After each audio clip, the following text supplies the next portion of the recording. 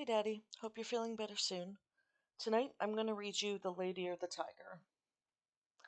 In the very olden times there lived a semi-barbaric king, whose ideas, though somewhat polished and sharpened by the progressiveness of distant Latin neighbors, were still large, florid, and untrammeled, as became the half of him which was barbaric.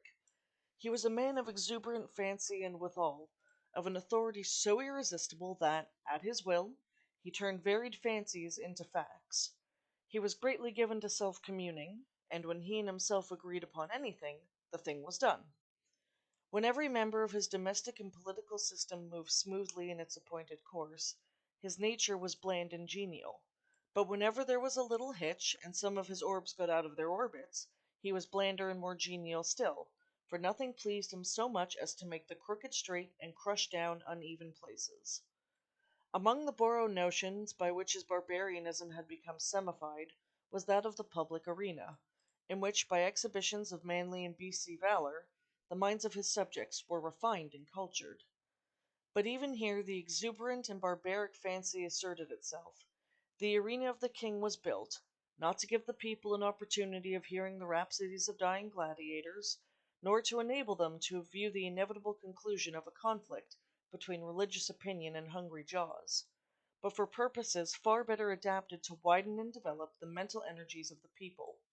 This vast amphitheatre, with its encircling galleries, its mysterious vaults, and its unseen passages, was an agent of poetic justice, in which crime was punished or virtue rewarded by the decrees of an impartial and incorruptible chance. When a subject was accused of a crime of sufficient importance or interest to the king, public notice was given that on an appointed day the fate of the accused person would be decided in the king's arena, a structure which well deserved its name, for although its form and plan were borrowed from afar, its purpose emanated solely from the brain of this man, who, every barleycorn a king, knew no tradition to which he owed more allegiance to than pleasing his fancy, and who engrafted on every adopted form of human thought an action to the rich growth of his barbaric idealism. When all the people had assembled in the galleries, and the king, surrounded by his court, sat high upon his throne of royal state, on one side of the arena, he gave a signal, and a door beneath him opened, and the accused subject stepped out into the amphitheatre. Directly opposite him, on the other side of the enclosed space, were two doors, exactly alike and side by side. It was the duty and the privilege of the person on trial to walk directly to these doors and open one of them. He could open either door he pleased. He was subject to no guidance or influence, but that of the aforementioned impartial and incorruptible chance. If he opened the one, there came out of it a hungry tiger, the fiercest and most cruel that could be procured, which immediately sprang upon him and tore him to pieces as a punishment for his guilt. The moment that the case of the criminal was thus decided, doleful iron bells were clanged, great wails went up from the hired mourners posted on the outer rim of the arena, and the vast audience, with bowed heads and downcast hearts, wended slowly their way homewards, mourning greatly that one so young and fair, or so old and respected, should have merited so dire a fate. But if the accused person opened the other door, there came forth from it a lady, the most suitable to his years and station that his majesty could select among his fair subjects, and to this lady he was immediately married as a reward of his innocence. It mattered not that he might already possess a wife and family, or that his affections might be engaged upon an object of his own selection. The king allowed no such subordinate arrangements to interfere with the great scheme of retribution and reward. The exercises, as in the other instance, took place immediately in the arena. Another door opened beneath the king, and a priest, followed by a band of choirsters and dancing maidens blowing joyous airs on golden horns, and treading an emphatic measure, advanced to where the pair stood side by side, and the wedding was promptly and cheerily solemnized. Then the gay brass bells rang forth their merry peals, and people shouted glad hurrahs, and the innocent man, preceded by children strewing flowers on his path, led his bride to his home. This was the king's semi-barbaric method of administering justice.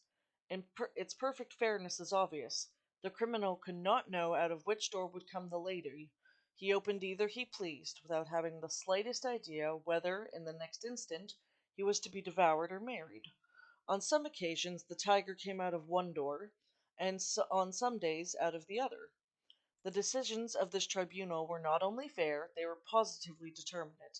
The accused person was instantly punished if he found himself guilty, and if innocent, he was rewarded on the spot, whether he liked it or not. There was no escape from the judgment of the king's arena. The institution was a very popular one.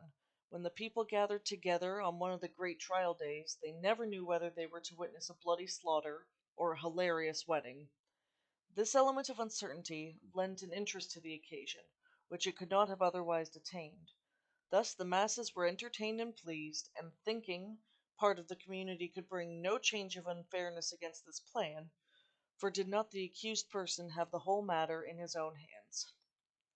The semi-barbaric king had a daughter, as blooming as his most florid fancies, and with a soul as fervent and imperious as his own. As is usual in such cases, she was the apple of his eye, and was loved by him above all of humanity. Among his courtiers was a young man of the fineness of blood and lowness of station common to the conventional heroes of romance who love royal maidens. This royal maiden was well satisfied with this lover, for he was handsome and brave to a degree unsurpassed in all the kingdom, and she loved him with an ardor that had enough of barbarianism in it to make it warm and strong. This love affair moved on happily for many months, until one day the king happened to discover its existence. He did not hesitate nor waver in regard to his duty in the premises. The youth was immediately cast into prison, and a day was appointed for his trial in the king's arena. This, of course, was an especially important occasion, and his Majesty, as well as all the people, were greatly interested in the working and development of this trial. Never before had such a case occurred. Never before had a subject dared to love the daughter of the king.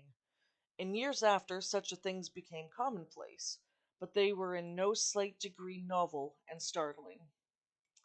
The tiger cages of the kingdom were searched for the most savage and relentless beasts, from which the fiercest monster might be selected for the arena, and the ranks of maiden youth and beauty throughout the land were carefully surveyed by the competent judges, in order that a young man might have a fitting bride, in case fate did not determine him for a different destiny.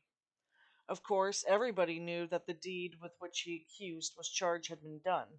He had loved the princess, and neither he, nor she, nor anyone else thought of denying that fact.